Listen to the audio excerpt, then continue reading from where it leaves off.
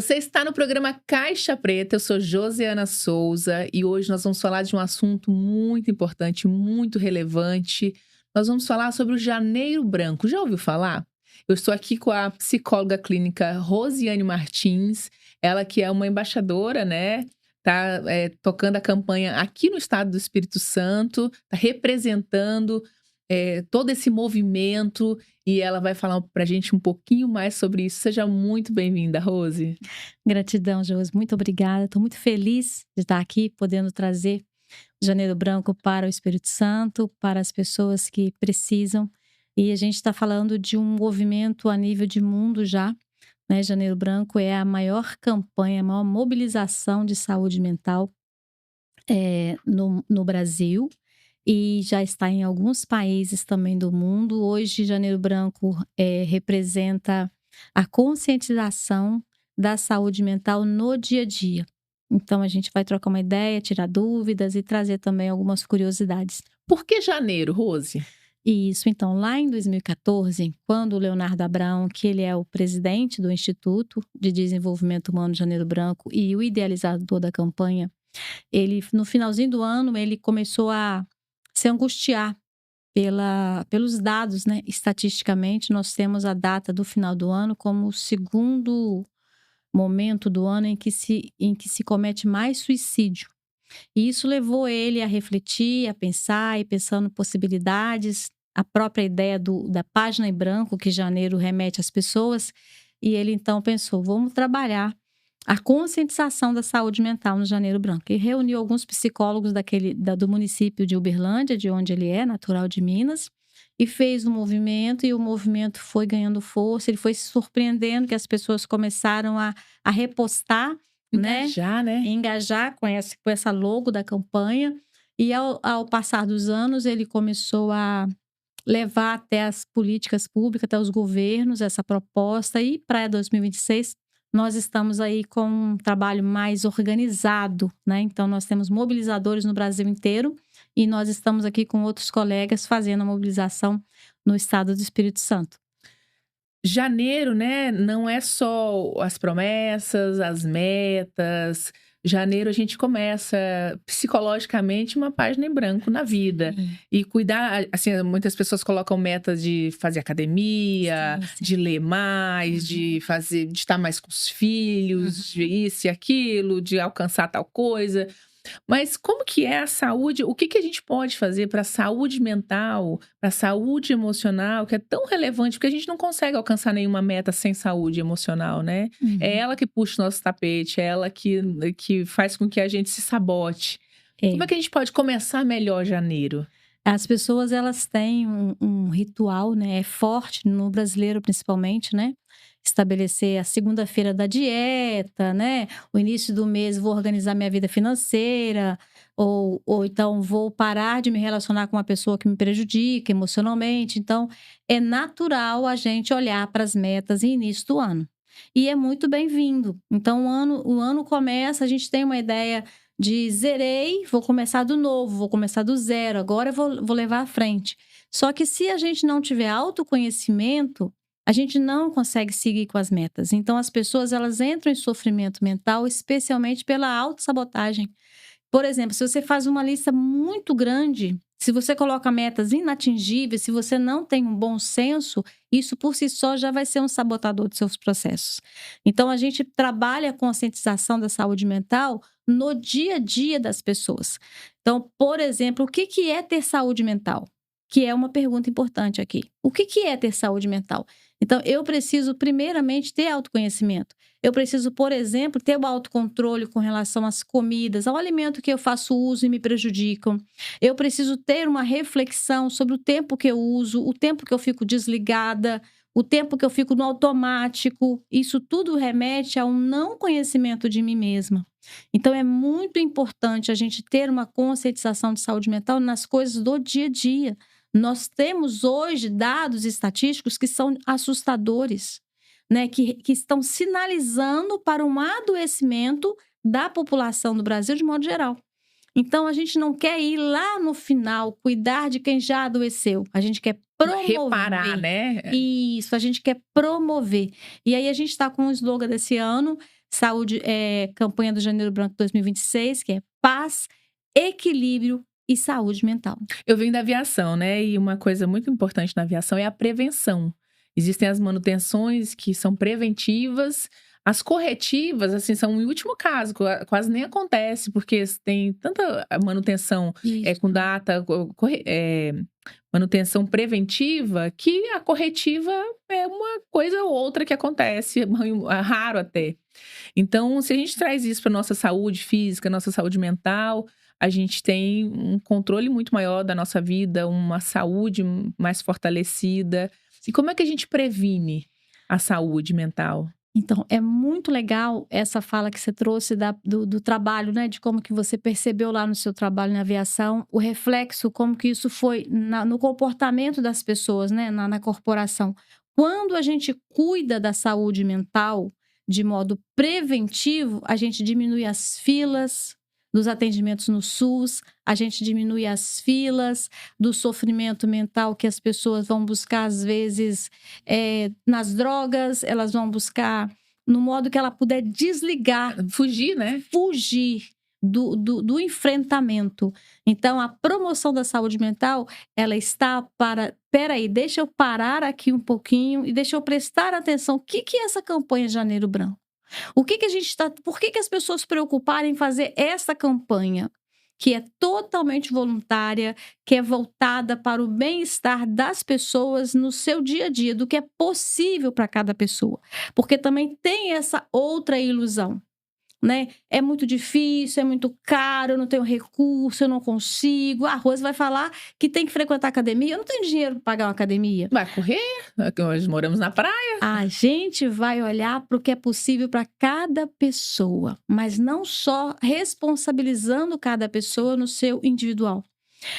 A proposta do Janeiro Branco visa atender à saúde mental e alertar as instituições governamentais, as não governamentais, aonde juntar a pessoa nas igrejas, nas empresas, nas escolas, em cada setor, né?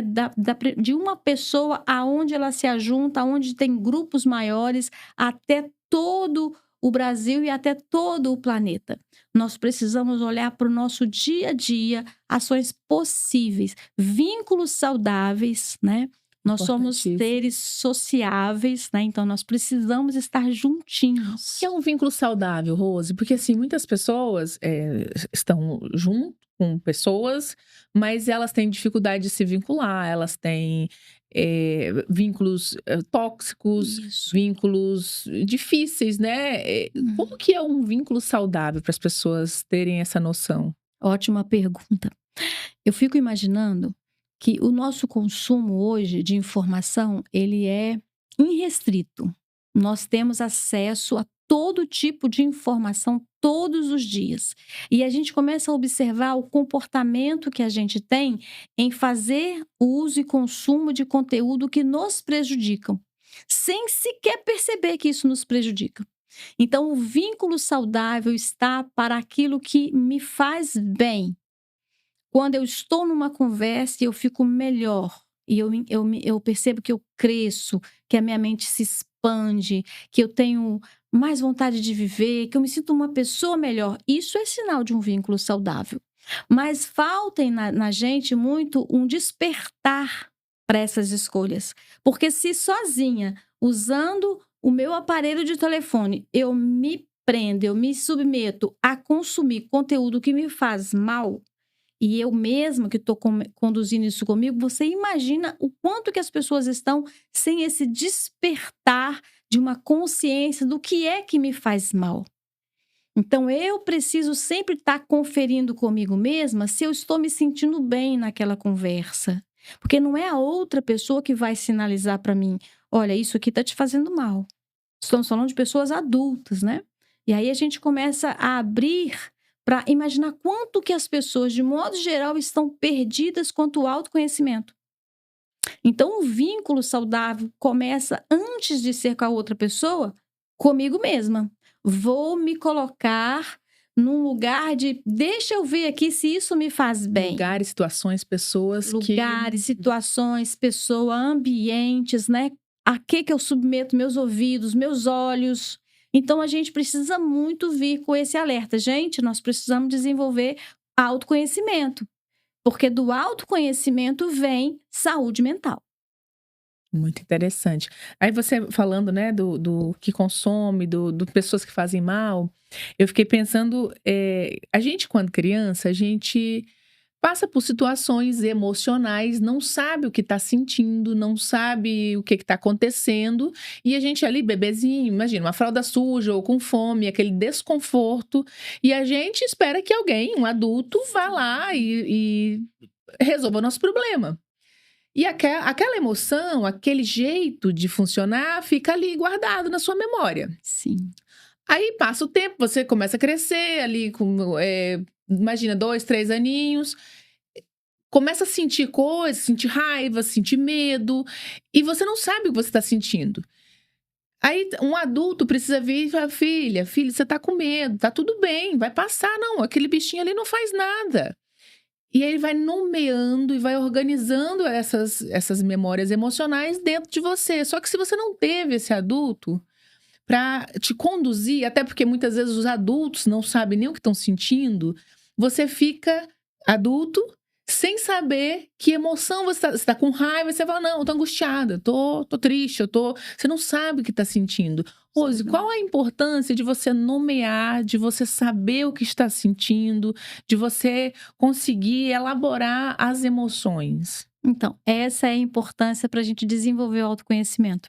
Talvez na nossa cultura, né, no nosso modo de educar no Brasil, de ensinar, não valorize, não privilegie tanto, ou de modo nenhum, talvez, eh, a educação das emoções. Né? E o projeto que a gente tem em mente, quando fala do Janeiro Branco, é as pessoas aprenderem a conhecer as suas emoções e a nomear as suas emoções. E é lógico, se pais, né, se adultos não tiveram essa Não tem educação, repertório, né? não tiveram essa educação, não sabem como manejar isso, não saberão fazer isso com seus filhos. Inclusive, isso é fonte de onde vem o meu trabalho. Porque à medida que eu fui caminhando com o trabalho de atendimento, trabalhei em escolas, trabalhei em políticas públicas de assistência, de saúde mental, de educação, e comecei a perceber essa falta de educação emocional. Eu falei: meu Deus, eu preciso trazer mais, abarcar essa demanda na minha clínica. E foi daí que, então, eu comecei a desenvolver um projeto específico de mentoria parental que trabalha a educação emocional dos pais, para que eles consigam reproduzir com repertório essa educação emocional com os filhos. Tu tem até um livro publicado sobre isso, né? Exatamente, que levou eu a fazer a escrita do livro do ano de 2024, que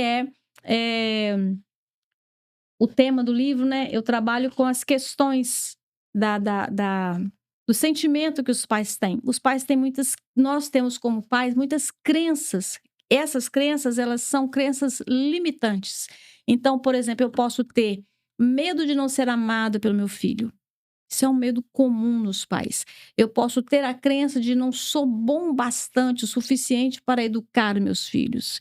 E essas crenças, elas regem o meu comportamento com os filhos. E Então, a criança sente isso? demais, né? Criança, ela é esponjinha, né? E a criança, quando ela sente, ela não sente num lugar de autoconhecimento também, de alteridade, para compreender: meu pai está se sentindo rejeitado, meu pai está se sentindo inseguro. Não. Ela traz para si. Eu não presto, né? Eu não sou uma criança legal. Eu não estou conseguindo fazer meu pai se sentir bem, não estou conseguindo E a fazer criança minha quer fazer mãe. os pais felizes, Sim, né? é o Assim, sonho da o sonho da criança. criança é que os pais estejam bem. Quando não estão bem Isso. por alguma razão, a culpa é Elas dela. se culpam sem qualquer discernimento.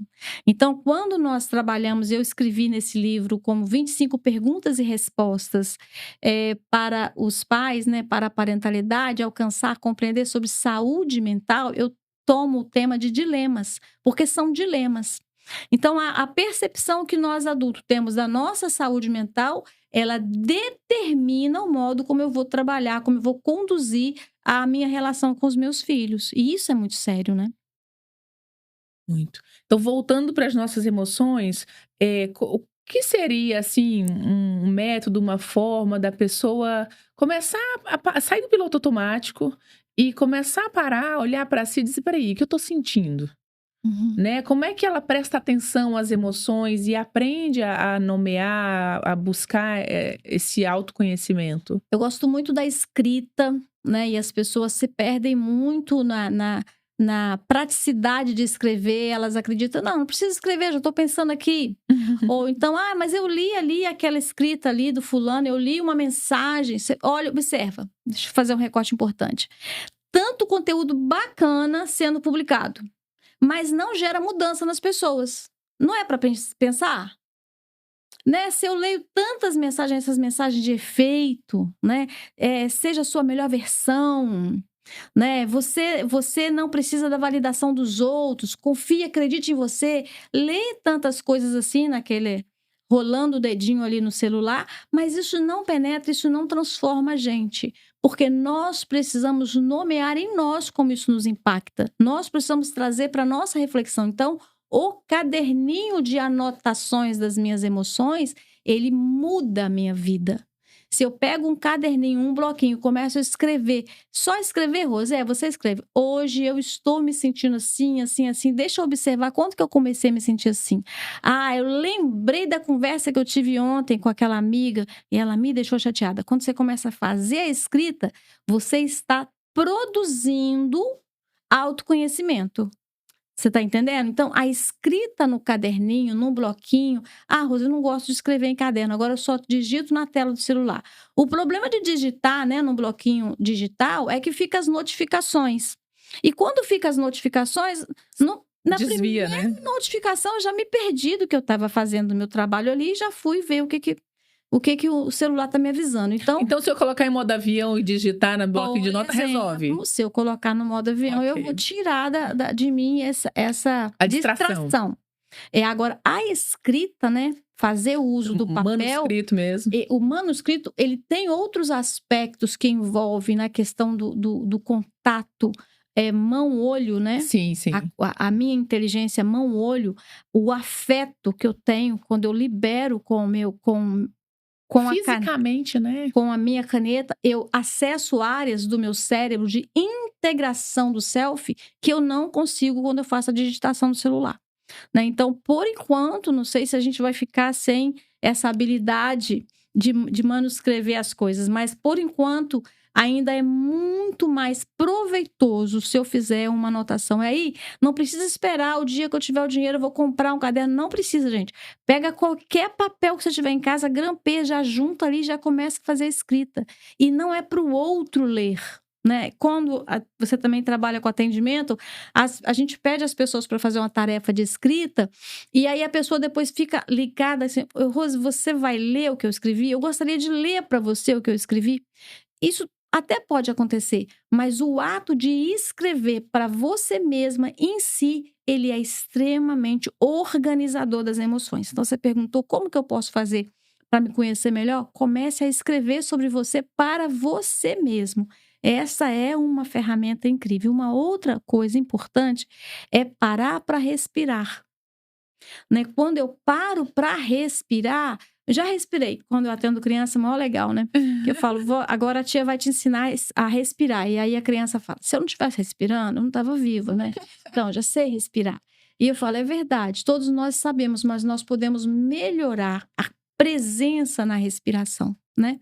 Inspirar o ar, aguardar um pouquinho, liberar esse ar e perceber a temperatura com que o ar vai entrando nas narinas, né, a temperatura como que ele sai, isso em si é estar presente. E o acesso ao autoconhecimento está pela presença que a gente tem no momento do que está acontecendo. E como isso muda a nossa vida, né? A gente ter presença, a gente estar presente, a gente se alimentar com presença. Isso é um outro ponto muito importante que a gente vive distraído, gente, assim, no piloto automático e distraído e se distraindo o tempo inteiro. Então, tem pessoas que vai almoçar, liga a televisão, pega o celular, você não tá comendo, o teu cérebro não tá entendendo o que você tá comendo. Aí daqui a meia hora você tá com fome de novo, é porque ele nem entendeu que você se alimentou. Então, você estar presente, você se colocar em estado de presença, a gente falava ali fora sobre a higiene mental, sobre a importância, né, dessa presença na hora da refeição. Tá brincando com o seu filho? Brinque com o seu filho, põe o telefone. Mas vamos filmar, deixa aqui, depois você filma. Esses dias a minha filha, você não vai filmar? Não vou filmar. Eu tô vivendo aqui. Porque em algum momento, em algum lugar, alguém tava filmando ela. Daí ela, você vai filmar? Não, vou não. Então, é muito bacana. E a importância que tem isso, né, Rose? Você falava aí de pais e filhos. Qual a importância do pai? Você até falou que, assim, para o pai dar suporte para o filho, ele tem que estar conhecendo a si e alinhado com as suas emoções. Mas o quão importante é na educação, na construção desse futuro adulto, o pai olhar para si, os pais, né? Então, Quando eu digo pai, é pai e mãe, mas... eu acho que o melhor presente, né? A gente tá saindo agora de um dezembro, que teve Natal, que teve a lista de presentes. E os pais têm muita preocupação em fazer os filhos felizes, né? Eu acho que, assim, de todos os dilemas, o que mais se apresenta é os pais acreditarem que eles têm a obrigação de fazer os filhos felizes. Isso é do senso comum. Apesar disso não ser o correto, não é possível, né? Eu posso estar feliz e a minha felicidade contagiar meu filho. Agora, não está em mim o poder de fazer meu filho feliz, ainda que as pessoas fiquem relutando quanto a isso, acreditando que seja possível. Não. Eu posso promover para o meu filho um ambiente de segurança, eu posso promover para o meu filho um ambiente higienizado, eu posso fazer escolhas com relação ao uso do tempo, a escola que ele vai frequentar. Agora, a vida dele, do filho, ela acontece na pessoa do filho. O filho vive. E aí você vai junto com o filho, vivendo a sua vida, e assim a gente vive feliz ou vive triste. A melhor vida possível para si, né? Porque quando os pais não estão felizes também, Há um sofrimento. isso Sim. chega até os filhos, né? Então a gente agora, de novo, aviação. Coloque a máscara primeiro em você. Primeiro a gente supre a nossa necessidade e depois a dos filhos, para ter o que suprir deles, né? Sim, eu tenho muitos pais. Eu até fiz um capítulo no livro falando sobre por que eu sinto assim a necessidade de estar 24 horas disponível para o meu filho. Né? Quando o filho nasce, alguns pais e mães em especial, elas entram numa sensação, numa situação de que elas agora têm que ficar 24 horas disponível. Isso a gente está falando de janeiro branco. Isso não é saúde mental, isso não promove saúde mental. Isso leva as pessoas ao colapso mental, ao adoecimento. Isso leva as pessoas a uma alienação da existência dessa criança, porque a criança existe em si. Né? Então a gente oferece cuidados, mas a gente precisa permitir que essa criança construa a vida dela. Então, quando eu preciso refletir sobre isso, muitas vezes eu vou esbarrar em conteúdos meus que eu não quero trabalhar. E muitas pessoas têm os filhos e colocam os filhos num lugar que tapa, né? Que preenche, ou então tenta preencher, porque assim eu não entro em contato com as minhas questões. E isso é muito sério, isso é muito sério.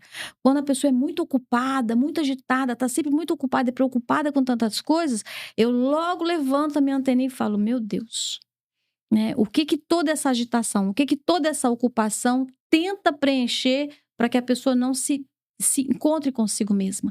E aí você falava das distrações, isso também está chegando nesse lugar. Quanto mais eu me distraio, quanto mais eu me ocupo, menos eu preciso estar comigo e entrar muitas vezes no confronto. Porque o confronto ele nos leva a compreender melhor as nossas vidas. Quando eu estou mais tratada, eu consigo ser mais tratável. Quando eu estou mais curada, eu consigo levar cura. Então, se o meu desejo é que meu filho seja feliz, o chamamento vou cuidar da minha saúde mental. Pai e mãe. né? Tanto que a busca e procura por atendimento clínico quando a gente está com as famílias eu queria que você atendesse meu filho, eu queria que você atendesse minha filha. E quando você começa a desvendar ali, você chega nos pais, né? Que a questão não é da criança, né? A criança, ela traz o sintoma, né? A criança, ela é a esponjinha, então ela sinaliza que algo não está legal. Mas quando a gente começa a fazer um trabalho de mentoria, a gente chega aos pais, aos adultos, às vezes enquanto casal, né? Nas demandas enquanto casal, e às vezes no perfil parental. Um perfil parental mais superprotetor. Ele é um adoecimento mental e que ele propaga aos filhos, olha. Ele acaba alcançando os filhos no sofrimento mental dele, né? Ou então, modelos educacionais assim muito rígidos, né? Alguns adultos falam, mas isso deu certo para mim, né? Fui assim, fui criada assim, não morri. Isso, Tá criando sobrevivente. são falas que a gente respeita, porque tá dentro do repertório dessa pessoa, mas eu convido a refletir. Especialmente assim, por que que eu tô tão resistente a um modelo? Por que que eu tomo aquilo como única verdade? Né? Nós vamos evoluindo, a sociedade vai trazendo mudanças, o tempo vai trazendo mudanças, e eu preciso refletir sobre, ainda cabe desse modo? Né? Antigamente, eu sou da roça, cresci lá na zona rural. Antigamente, as criações, os bichos de estimação, eles eram tratados lá fora, né? Chamada de criações mesmo. Hoje em dia, você vê o cuidado com os É um bichinhos, filho. né? Você vê o cuidado com os bichinhos, você fala, meu Deus, como é que já foi de outra maneira? Né? Então, aquela maneira estava errada, essa maneira está certa, não é para a gente entrar nessa categoria hoje. É para a gente refletir assim: eu posso melhorar como pai, como mãe? Eu posso estar num lugar mais equilibrado na relação com meus filhos? Por isso que a nossa campanha desse ano está sendo paz, equilíbrio e saúde mental para todos, em todos os setores. Então, como que eu posso desenvolver autoconhecimento? Primeiro, eu vou começar a fazer a anotação do que eu sinto. Começar a anotar o que eu sinto, como eu sinto. Comece a anotar sobre isso. Porque amanhã o seu cérebro vai retomar do lugar que você anotou e vai continuar anotando. E isso reverbera nos sonhos também, né? Você começa a estar mais lúcida nos seus sonhos. E você começa a estar mais atenta ao que sente na hora que está sentindo. É porque quando você faz a anotação, você cria um espaço no seu cérebro. Quer ver? Sabe quando a gente não pode esquecer algo e a gente anota? Anota. Depois você não precisa ir lá ler o que você anotou, você lembra. Porque você faz uma conexão no seu cérebro. Então, anotar o que eu sinto também gera essa conexão. Eu começo a ficar mais atenta a mim. Né? Eu vinha para cá hoje para fazer a gravação, tomei café em casa. E aí cheguei, desci do carro ali embaixo, eu estava sentindo assim um pouco de ânsia, né? Um estômago assim meio revirado. Aí peguei a água, tomei água, eu falei, ok, estou nervosa, vou fazer uma gravação. Tá tudo normal. Eu preciso sentir, e eu preciso sentir que eu estou sentindo. Isso é estar comigo. Perceber que está sentindo, né? Estar comigo, ó, tudo bem, aí me acalmei, né? Senti um calor. Aí conheci o Alexandre, que Gente boníssima. que me recepcionou super bem. Cheguei, sentei, já fui baixando ali o estresse, já fui sentindo um ambiente mais acolhedor. Então, estar com a gente, isso é fruto de autoconhecimento. Rose, você me falava que faz atendimentos familiares, né? A tua especialidade, aquilo que tu mais se interessou por trabalhar, até porque o teu histórico, né, foi com famílias, com escola, e com esse tipo de atendimento, são esse tipo de atendimento com os pais, com os filhos. Qual a importância, assim, da parentalização, desse olhar para mim, para que eu possa estar apta para olhar para o meu filho?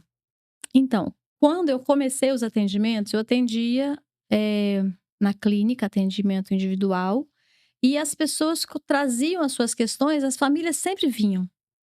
né? Então, o atendimento parecia que não era completo. E aí, com o meu trabalho, fiz uma formação em uma especialização em psicopedagogia e atendendo comunidade, atendendo grupos religiosos. Eu sempre via que eu tinha como criar estratégia de diálogo com a esposa e o esposo, com o pai e o filho. E aí eu fui estruturando e eu organizei um trabalho mais esquematizado de mentoria parental. Então, Como é que funciona? o meu trabalho de mentoria parental são 12 encontros, 3 meses, que eu falo com a família, né? Vamos fazer uma imersão, vamos fazer um trabalho tarefinha. Eu crio um grupo no WhatsApp com o pai, a mãe, a avó, porque sempre vem um filho, vem uma criança com a demanda que os pais trazem, né?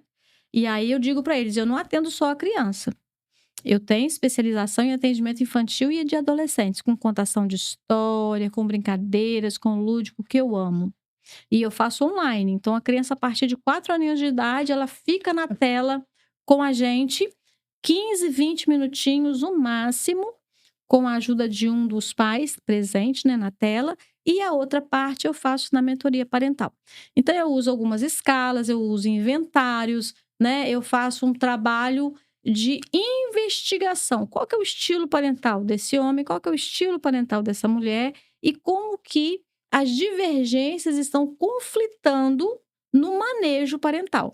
E eu percebi que a demanda parental, ela se distingue da demanda pessoal de cada um, né? Então, a gente tem um casal, então tem uma demanda de conjugalidade.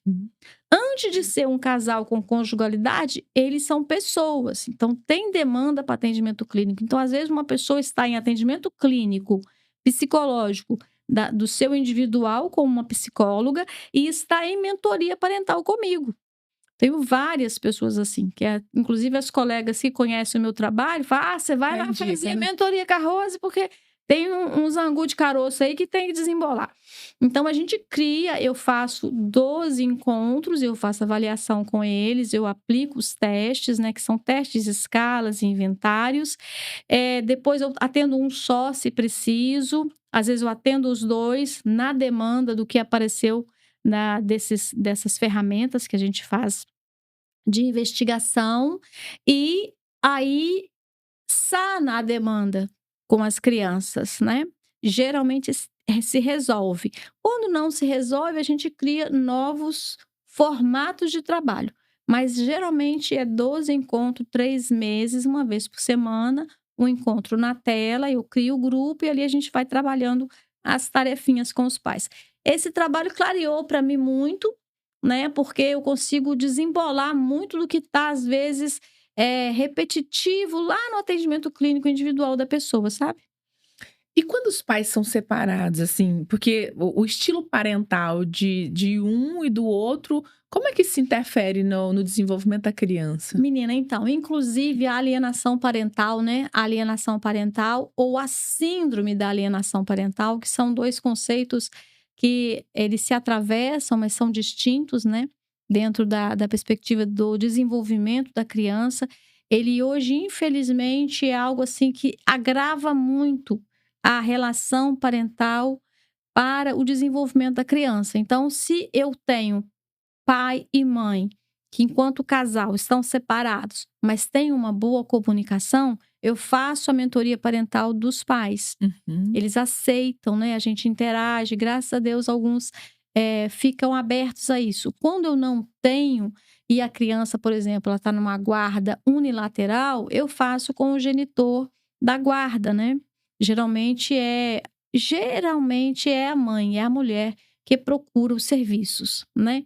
Mas eu sempre peço licença e tento o contato com o outro genitor, a fim de eu ter as ferramentas e ter É eles, porque é para a criança, né? que A são as importância pessoas mais de importantes entender. para a criança. Então, eu consigo, em, em algumas tentativas eu consigo, outras não. E quando isso é estritamente fechado, em que esse casal tem comportamento violento, né, na linguagem, ou então às vezes tem restrição de medidas protetivas. Tem casos, assim, seríssimos. Aí a gente só faz com uma parte da família, né?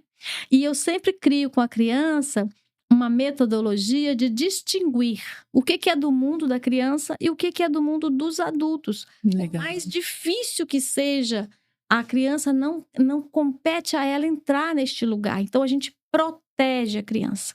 Tem algo que eu sempre ensino às pessoas e eu ensino aos pais, a gente não conta tudo para as crianças. E sim, isso é importante. Eles não são nossos aliados, nossos confidentes. Né? E qual a importância disso, assim? Porque muita gente que está em casa não sabe disso, trata o filho como realmente um confidente. Qual a importância, Rose, da gente separar os papéis? O que isso causa para a criança? Olha, eu tenho até um exemplo de uma criança que começou a ter comportamento de tiques nervosos, né? E ela tinha uns espasmos, assim, do ladinho do rosto, da sobrancelha e tal. E uma família maravilhosa, cheia de amor e nenhuma demanda, né, no conteúdo terapêutico da criança. E aí, com 2 entrevistas que eu fiz, eu falei com os pais: vocês não podem compartilhar com essa criança conteúdo de adulto. Mas, Rosa, aquela ideia da democracia, né? Tem uma frase que eu gosto muito, que família não usa democracia, não podemos pensar, mas em casa é democrático, em casa a gente divide as coisas, a gente compartilha tudo.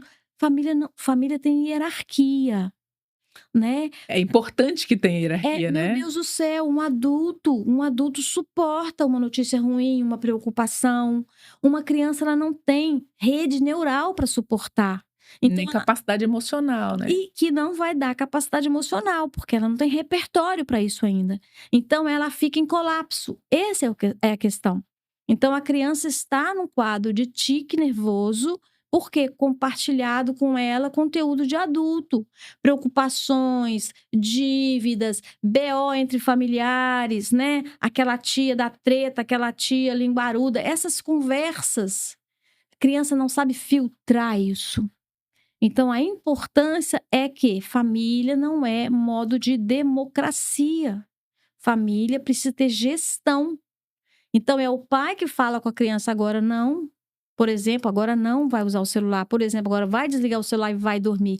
Mas aí a crise o pai fica até 2, 3 da manhã usando a tela do celular. E a criança fala para ele, mas você fica. Isso, e aí? Mas você tá usando. E quando fala, né? E quando fala, meu filho, no meu respeito, fala, a gente precisa ser exemplo, a gente precisa ser espelho. Inclusive, falar, filho, é verdade, me perdoa. Eu tô errado com você nesse comportamento meu. Vamos ajustar aqui. Tela de celular, eu vou conferir, né? Mas eu trabalho com telefone. Então eu falo, eu também trabalho. Mas a gente pode marcar, sei lá, na parte da manhã, na hora tal, eu vou acessar e vou responder. Ou então na parte da tarde, novamente, eu preciso me dar essa educação de gestão de tempo, de uso de tela, para que eu possa refletir isso nos meus filhos. E tem uma outra questão muito séria. Tem um autor, um camarada neurocientista maravilhoso. Ele chama Daniel Siegel. E eu uso o material dele, que ele norteia todo o meu trabalho de mentoria parental. E ele fala, né, que nossos cérebros, eles se conectam. Então, nós estamos aqui agora. A gente começa a entrar em sintonia, sim, a gente começa a se conectar. Eu vou seguir na sua linha de raciocínio, você vai seguir na minha linha de raciocínio. A gente consegue ter um diálogo. E a gente até aqui está sem divergências, que poderia ser diferente também. A gente poderia estar debatendo. Quando o adulto está com uma criança, a criança se conecta com o cérebro do adulto do jeito que ele está ali. Não o que ele fala que ele gostaria de estar, mas é o que ele está mesmo. Então, se uma mãe está extremamente irritada por outra coisa da vida, ela precisa dizer para a filha dela naquele momento: filha, agora eu não tenho condições de conversar com você. Estou muito... Eu falo isso para as minhas, às vezes eu tô cansada, com sono mesmo, cansada porque eu não dormi bem, qualquer outro problema, ou um problema. Eu falo, olha, hoje eu não estou bem, porque eu não dormi, eu tô cansada. Isso. E hoje vocês fiquem mais comportados, porque eu não posso brigar com vocês hoje, não posso falar com vocês hoje, que hoje eu vou me irritar. Então, assim, é interessante essa conversa também, porque não é sobre a criança, não é com a criança. Se eu for brigar por alguma razão... que dia que foi? Na sexta-feira, arrancaram a cortina do trilho. Quebraram o suporte da cortina do trilho. Então, assim, Se fosse um dia que eu tivesse muito estressada por outra coisa, eu ia brigar com Ia elas. descontar. E não era com elas, porque a mesma cortina não gerou estresse. Eu olhei ali, eu falei, mas pelo amor de Deus, vão brincar em outro lugar. Na cortina não é lugar de se enrolar, né? Então percebe que não é a criança em si, é o nosso estado. Então Isso. você antecipar isso para a criança é muito inteligente, Uhum. é gestão das emoções. É, isso mesmo. Rose, voltando um pouquinho ali na questão da alienação parental, porque isso é muito forte, e muitas Uhum. pessoas fazem alienação sem saber que estão fazendo, sem Ok. saber o dano que estão causando. O Uhum. que é alienação parental? Muito Assim, bom. do mais simples ao mais complexo, assim, o que a gente pode Uhum. trazer para as pessoas. Então, a alienação parental é quando um dos pais está zangado com o outro por uma questão conjugal. Isso pode ser dentro de uma aliança de casamento, pode haver alienação parental, ou na separação do casal. Então, eu estou zangada com o meu marido, estou casada e estou zangada com o meu marido. E aí, eu começo a falar com o meu filho ou com a minha filha coisas negativas da pessoa do meu marido. Eu falo, seu pai é um mentiroso. O seu pai não dedica o tempo que ele podia dedicar com você. Olha aí agora, tá vendo? Tá tudo nas minhas costas. Quando eu faço falas assim, e essas falas acontecem muito, eu estou criando um ambiente em que o meu filho vai precisar desenvolver a tal da lealdade. Ou eu gosto da minha mãe, ou eu gosto do meu pai. Esse é a culpa que eu tô do lado da minha mãe, que agora o meu pai tá lá sozinho. O medo de estar cuidando mais da mãe, não tá podendo cuidar do pai, então o pai não vai gostar de mim. E aí, indo para pontos assim mais contundentes, mais sérios, imagina que os pais, enquanto casal, se separaram. Então essa criança, ela tem guarda compartilhada, por exemplo. Então, no tempo em que ela está com o genitor, a vovó paterna dela, a tia, outro familiar ou mesmo o pai dela começam a tecer comentários depreciativos da genitora com aquela criança. A criança não tem filtro, a criança não sabe discernir, tá, gente? E aí, isso é conteúdo que gera alienação parental. Alienação parental hoje é crime, né? Tá E o que gera na criança, assim, você já falou da culpa, da lealdade, mas assim, quando adulto, o que causa no comportamento desse adulto, né? Porque às vezes a pessoa fala e acha que tá, tipo, protegendo a criança da mãe. Imagina, proteger da mãe. Ou pior ainda, não acha que a criança tem que saber que essa pessoa não vale nada, então não vou deixar meu filho enganado, que é um outro sentimento Mas assim. o que gera, assim, né? Você recebe adultos que passaram por essa situação. Por alienação O parental. adulto, como é que o que traz Uma o das comportamento dele? dos principais sofrimentos adulto de crianças, né, enquanto crianças passaram por alienação parental, é não confiar em si mesmos. A gente começa a ter muita insegurança de confiar no que a gente está sentindo. Porque lá na infância, nós não tivemos validado o direito de amar o pai e a mãe em lugar, em existências que não é da relação conjugal. Porque são instâncias diferentes. Papéis diferentes. Né? Enquanto eu ajudo as crianças e ela fala assim, então, Rose, eu posso amar o meu pai, eu posso amar a minha mãe, eu não estou traindo um dos dois. Não, porque o que rompeu foi a conjugalidade. Né? Eu até trago aqui nesse livro, eu faço os círculos, aí eu represento assim, então o homem e a mulher se encontraram, aí a gente faz uma interseção, e aí depois a gente faz um outro círculo com a terceira, o terceiro círculo fazendo a outra interseção, dizendo de como que eles, fruto do amor deles, veio uma criança. Então, nas três interseções, a interseção do primeiro círculo com o segundo círculo, ela tem uma distinção para ter... A união aqui, né? Ela tem uma distinção para o terceiro círculo. Então, aquela interseção lá em cima, ela se rompe da conjugalidade. Mas a gente tem o terceiro círculo que une esses dois primeiros círculos na parentalidade. E é isso que fica claro. Eu gosto da didática, eu gosto de usar desenhos, exemplos e metáforas, tanto para as crianças compreenderem e amar sem culpa, como para os adultos também se permitirem ficar zangado entre si enquanto casal, mas não contaminar a relação parental com isso. Porque não, os filhos, eles não são objetos do bel prazer dos adultos. As crianças são seres humanos com legislação, foi criada, né? O Estatuto da Criança e do Adolescente foi criado em 94 para defesa da criança de pais e mães também, que tomam esses seres como fossem seus objetozinhos né, Se alimentam emocionalmente da criança, né? Não, Muitas vezes. e usa como troféu e faz uso ali da emoção, manipula a emoção da criança. Isso é violência, isso é crime. E nenhum de nós estamos acima da lei. Então, eu estou aqui como representante da criança e do adolescente no atendimento psicológico. Eu tenho que lembrar os pais. E eu falo, eu sigo com você, eu sigo no sigilo e eu apoio você enquanto isso não ferir o direito da criança e do adolescente. Porque então eu sou a próxima adulta consciente ali para fazer a defesa da criança e do adolescente. Então, retomando a resposta, eu passo a ter dificuldade de confiar em mim, em validar o que eu estou sentindo. E eu fico sempre esperando que algum adulto, porque tenho a minha criança dentro de mim, né?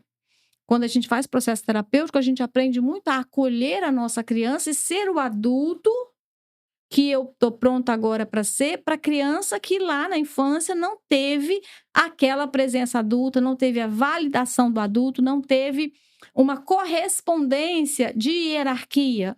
Porque às vezes a criança ela fica com um sintoma que é chamado, no nosso processo psicoterapêutico, eu preciso reparentalizar.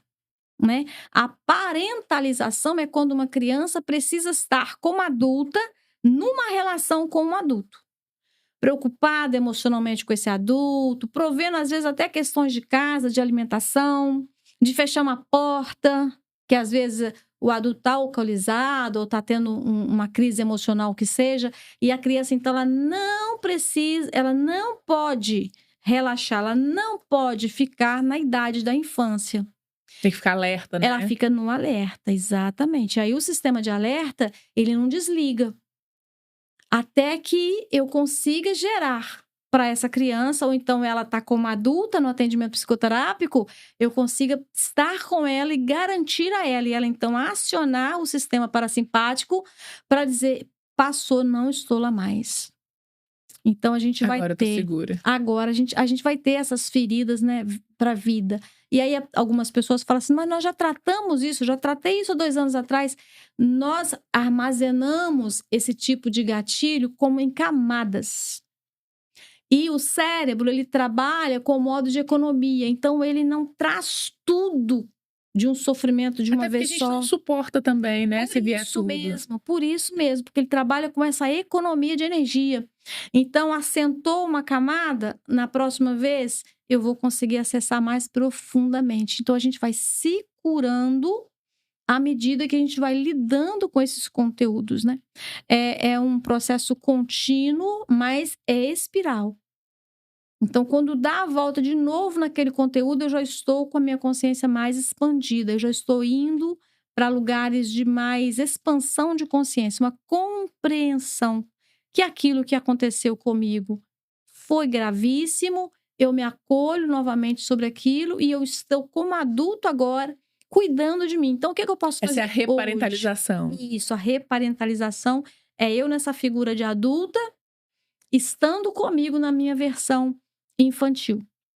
Qual a importância da gente reparentalizar, assim, da gente ir lá e reparar esses lugares, essas arestas? O nosso cérebro, ele não tem distinção do que está acontecendo e do que eu estou imaginando que esteja acontecendo.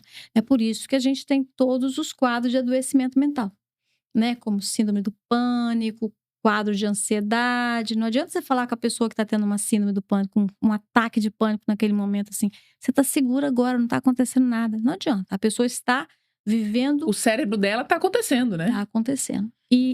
Ela não tem todos os sintomas, ela não fica ali no sofrimento paralisada. Então, quando eu uso dessa dinâmica do cérebro para fazer a reparentalização, eu produzo um ambiente seguro dentro do meu cérebro.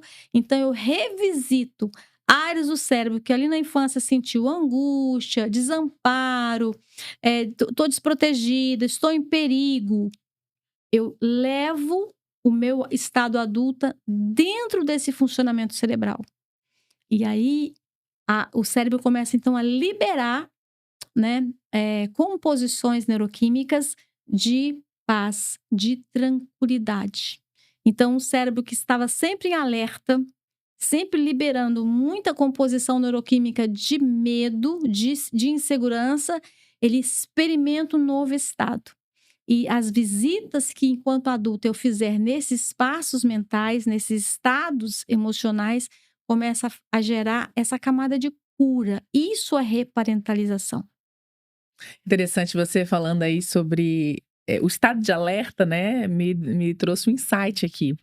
Eu acordo, pode ser assim, um parafuso caindo no chão da sala, lá do quarto eu escuto, eu acordo.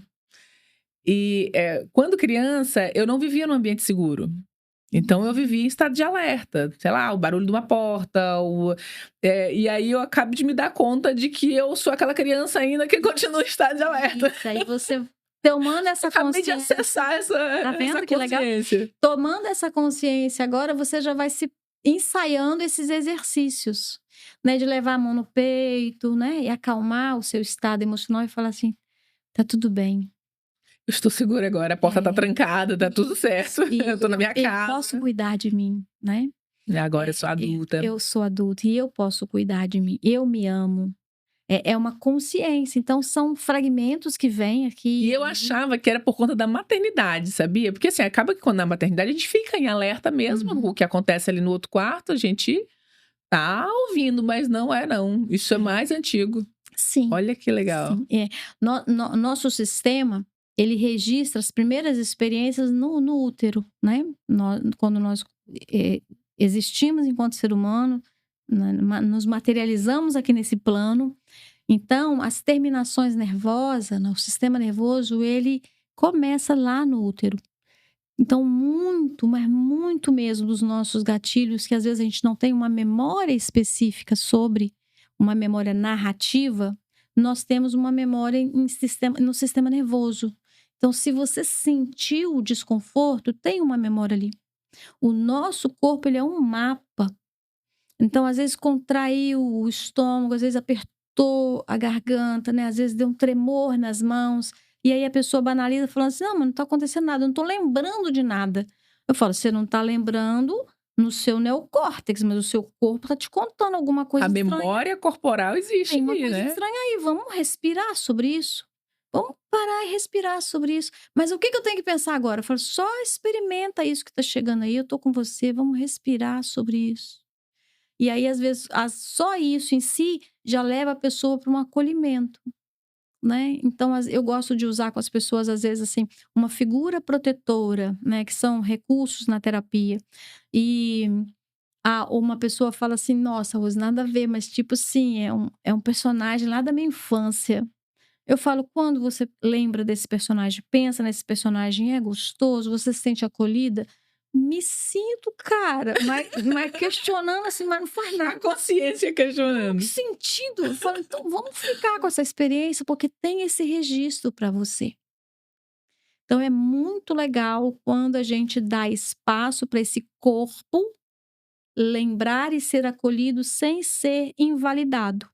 Sem ser julgado, né? Sem ser julgado. Porque nosso estado de consciência, nós temos esse momento que eu estou aqui agora, mas dentro de mim tenho várias Rosianes. Né? E essas Rosianes que estão dentro de mim precisam de mim nesse estado de consciência agora para ser validadas, amadas, respeitadas, né? Para serem conhecidas, Então, literalmente, eu sento comigo e eu começo, na minha consciência de agora, aprender, conhecer de mim, compreender um sentimento que quando... Um diálogo com todas as minhas versões. Um diálogo. Quando eu vivi algo, de repente, foi tão, tão intenso que eu não consegui acolher tudo que eu senti. Então, o meu corpo, ele sente. E Eu acho incrível a bioenergética também, né? Porque ali a massagem corporal em pontos específicos, às vezes a pessoa tem uma catarse. É uma massagem física, mas é memória emocional. Exatamente. Registrada no corpo. Eu amo. Inclusive, tem uma querida, a Renata, ela tá fazendo comigo as sessões de acupuntura. A acupuntura também é incrível. E eu venho chorando, né? Ela me pega, me coloca... ali os meridianos vão liberando emoções. Eu tô de boa. Aí ela coloca na agulha, aí eu falo... Tá chegando o choro. Ai, que máximo. E é muito bom a gente se permitir, né? Não tem que explicar. A acupuntura também é milenar, né? É algo surreal que acontece. Com relação aos gatilhos, quando a gente experimenta algum, seja o que for, não caia na ilusão de racionalizar isso. Só sinta. Esteja com isso nesse momento. Respire. Porque isso vai levar você para uma compreensão. Em algum momento vai vir uma compreensão. Rose, não veio compreensão nenhuma. O gatilho foi desfeito. Acolheu o mal-estar naquele momento, não precisa mais daquele gatilho. Isso é maravilhoso. A gente vai ficando mais ok, vai ficando mais presente, né? Rose, me fala mais um pouquinho dos teus livros. E tem um cronograma ali. Fala um pouco também desse cronograma. Porque é importante, é relevante, a gente precisa saber disso. Então tá. Então, com esse livro aqui que eu lancei em 2024, né? Que é Os Dilemas da Parentalidade, eu lancei no ano passado esse livro aqui, ó. Que é A Metáfora da Águia para a Parentalidade Consciente. Então, eu falo que a gente faz assim um casadinho desses dois livros. Porque, eu não sei se você conhece, né? A águia é um dos animais assim... É meu bicho, é meu animal de poder. Nasci pra voar, sou águia. Que maravilhosa. Então, e tem muitos contos e metáforas que são analogias, né?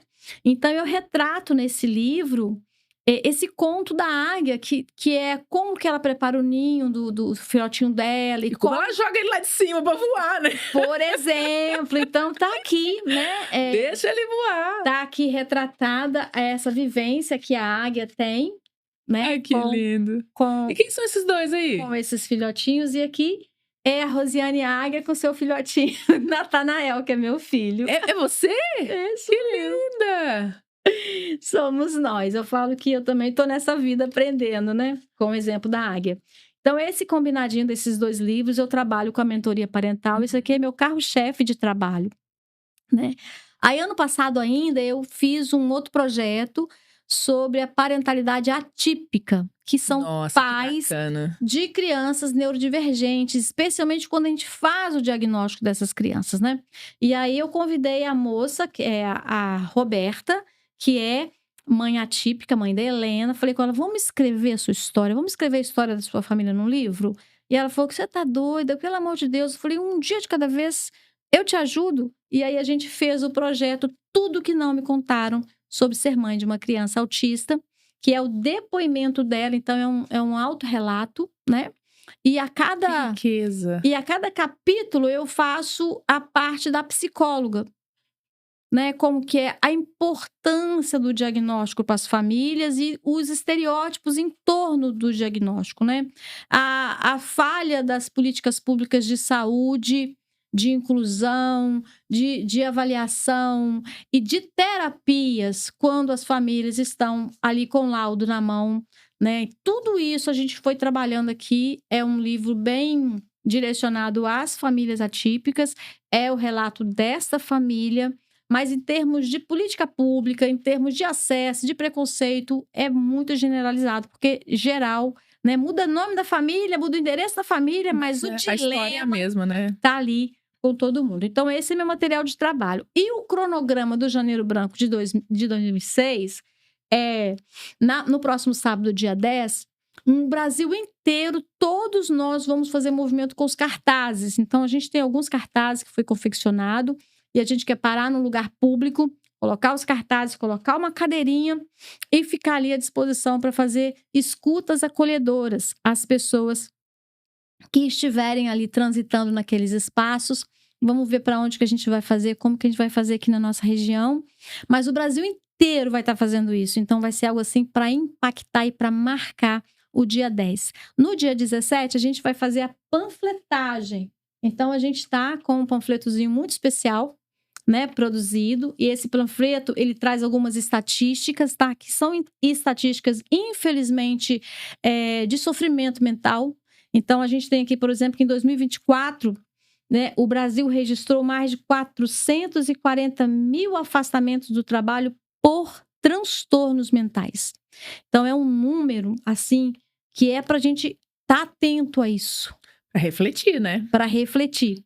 Nós temos hoje que o Brasil ocupa a 2ª posição mundial em registro de afastamentos por burnout, atrás apenas do Japão, que é outro dado importantíssimo, né? Que é o adoecimento do trabalho no trabalho. Então, tem um conflito ali na pessoa, né? Um excesso, né?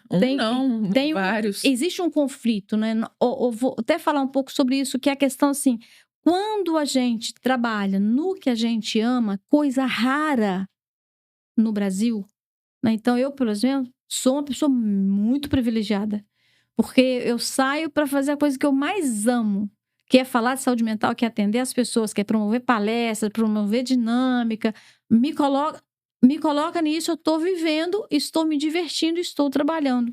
Então, daí vem meu recurso. Então, é retroalimentado de felicidade, de saúde mental, de paz de espírito. Olha que presença, olha que coisa, que presente.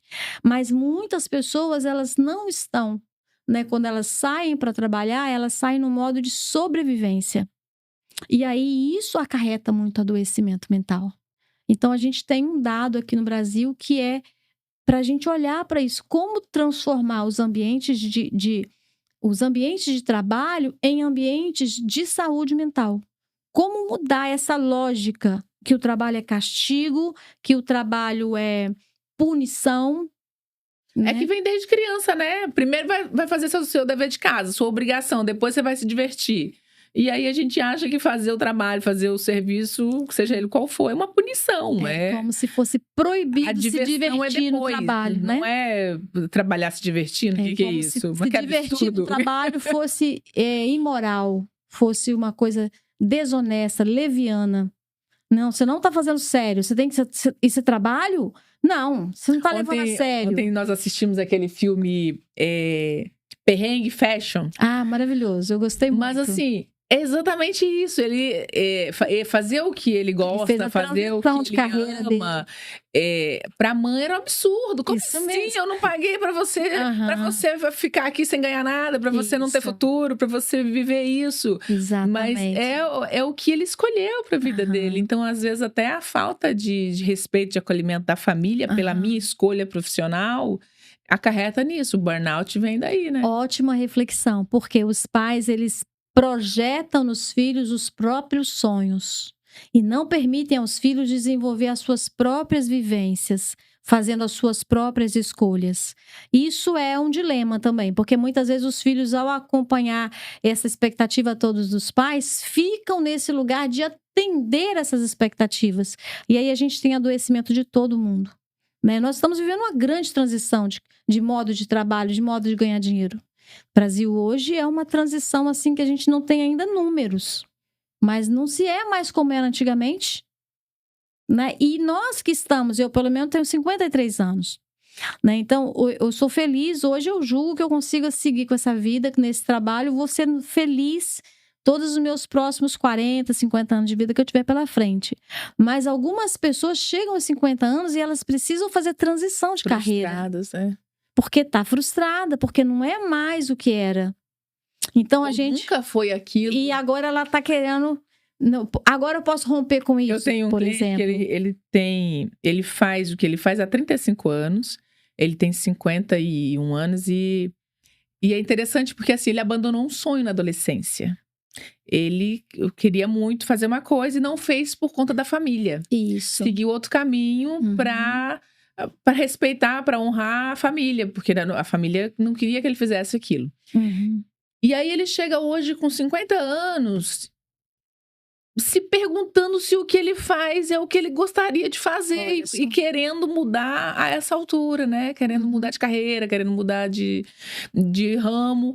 Então, assim, é muito interessante a gente não se abandonar, a gente olhar pra gente. Quando uma pessoa com 50 anos começa a achar que agora já não vale mais, né? Agora já não dá mais tempo, né? Será que vale a pena essa altura da vida? E foi tudo que eu fiz até hoje. Então, e aí a mensagem é: cada minuto, vale cada minuto, né? Vale cada minuto. Se eu mudar hoje, viver só mais uma semana, vale. Valeu. Vale cada minuto, porque é o despertar da consciência. Então, olha só, a gente tem essa temática tão séria, né? A gente vai fazer essa panfletagem no dia 17, com esses dados, com esses números que estão aqui para a gente dizer que isso não é uma modinha. Isso é um assunto seríssimo e tem caminho de solução, tem caminho de resolver essa questão. E começa por essa conversa. Por exemplo, estou num trabalho que não é o que eu gosto, eu posso pensar sobre o quê? Eu posso modificar isso? Como eu posso modificar?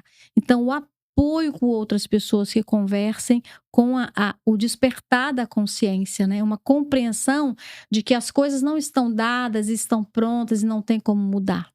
Nós precisamos levantar a discussão da saúde mental para que a gente consiga questionar esses comportamentos. E, inclusive, dos pais de hoje em dia. Para onde você vai levar a saúde mental dos seus filhos se você levar essa expectativa? Inclusive de realizar os meus sonhos que não foram concretizados, que ele agora seja a continuação. Eu não tive a oportunidade de fazer isso, mas meu filho vai ter. Mas será que ele vai? Será que ele quer isso? Lá, né? Do filme, né? Ela traz essa discussão interessante. E aí, minha amiga, no último sábado, que vai ser dia 30, né? 17 mais 7 dá 30? O último sábado de janeiro, gente. Eu não sou da matemática, não. Me dá uma cola. Enfim, o último sábado de janeiro, a gente quer fazer uma caminhada. Então, no Brasil inteiro vai ser organizado pontos para a caminhada pela saúde mental, a marcha pela saúde mental. E eu espero contactar pessoas para a gente se organizar aqui. Você que está nos assistindo, esteja conosco. Dia 31, isso, o último sábado vai ser também o último dia. A gente precisa se organizar para isso, né? Junto às secretarias, junto a instituições também não governamentais, para a gente poder fazer essa caminhada. Quem sabe, daqui já vamos receber contato do pessoal para poder estar se organizando para isso. Muito bom, Rose. Foi um privilégio ter você aqui, um prazer imenso. Eu espero que você aí em casa receba essa mensagem, que ela contribua para a sua vida e que você possa encaminhar para quem precisa ouvir essas palavras, para pais, para todas as pessoas precisam de saúde emocional, saúde mental, e muitas vezes a gente não sabe que está vivendo nessas situações, em situações tóxicas, em situações que colocam a gente em dificuldade emocional, em sofrimento. Então, compartilhe esse vídeo. Se você assistiu até aqui, eu agradeço a sua companhia, agradeço a sua audiência. E, Rose, deixa agora uma última mensagem para quem ficou com a gente, nossa, por 1 hora, maravilhoso. Nem vi a hora passar. Gente, a gente precisa se posicionar pela paz, pelo equilíbrio, pela saúde mental. Não vamos nos conformar, não vamos aceitar que do jeito que tá bom. E do jeito que tá não tá bom, mas eu não tenho o que fazer. Nós podemos sim. Nós podemos, especialmente, a começar a selecionar o que a gente vai se alimentar nas redes sociais.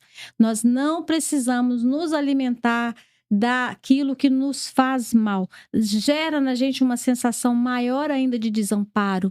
Vai levando a gente para um estado assim de tá tudo o caos. Isso não é verdade. Nós podemos ser promotores de boas notícias. E o Janeiro Branco vem aqui para isso. Eu agradeço demais a companhia de vocês, que todos vocês possam divulgar, levar à frente a campanha, não só porque nós trabalhamos de janeiro a janeiro com saúde mental. Paz, equilíbrio e saúde mental. Muito obrigada. Muito obrigada. Se inscreva no nosso canal, curta, compartilhe, comente, que eu adoro ler os comentários de vocês. Muito obrigada.